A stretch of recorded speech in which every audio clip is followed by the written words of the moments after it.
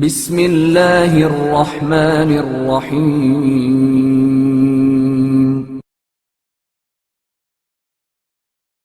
مصیبت پر صبر کرنے کا اجر۔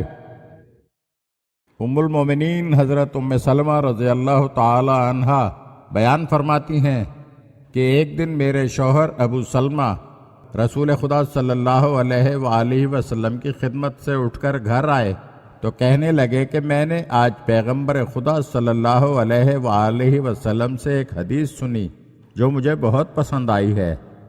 آپ صلی اللہ علیہ وآلہ وسلم نے فرمایا،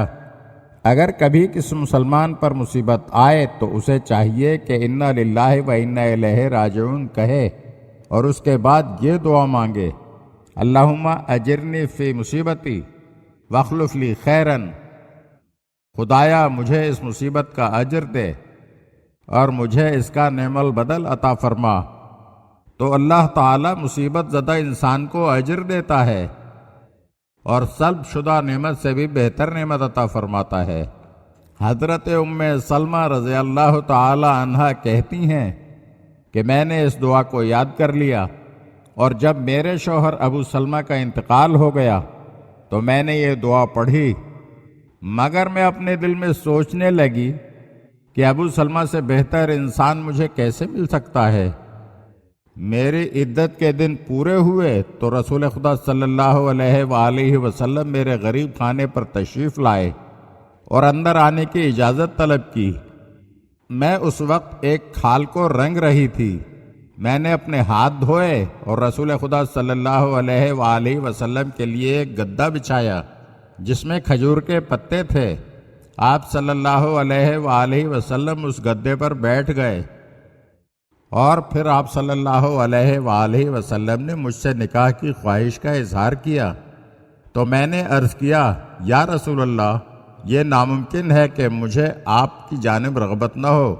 لیکن میں غیور عورت ہوں، ڈرتی ہوں کہ مجھ سے کہیں کوئی ایسا فعل سرزد نہ ہو جائے جس کی وجہ سے اللہ مجھے عذاب دے، اور علاوہ ازیں میں بچوں والی ہوں اور بوڑھی بھی ہوں۔ تو حضور صلی اللہ علیہ وآلہ وسلم نے فرمایا، جہاں تک تمہارے بچوں کا تعلق ہے تو وہ میرے بچے ہیں، اور جہاں تک تمہارے بوڑھے ہونے کا تعلق ہے تو میں بھی جوان نہیں ہوں، میں بھی تمہاری طرح سے بوڑھا ہوں۔ پھر میں نے آپ صلی اللہ علیہ وآلہ وسلم سے نکاح پر رضامندی ظاہر کر دی، تو اس طرح سے خدا نے مجھے ابو سلمہ سے بہتر رسول خدا صلی اللہ علیہ وآلہ وسلم جیسا شوہر عطا فرما دیا۔ اگر آپ ہمارے چینل کی نئی ویڈیوز دیکھنا چاہتے ہیں تو ہمارے چینل کو سبسکرائب کریں اور گھنٹی کے بٹن کو دبائیے تاکہ ہر آنے والی ویڈیو آپ کو جلد موصول ہو سکے، اور ہاں، لائک اور شیئر ضرور کیجیے اور اپنے قیمتی کمنٹ سے ہمیں آگاہ کیجیے۔ شکریہ۔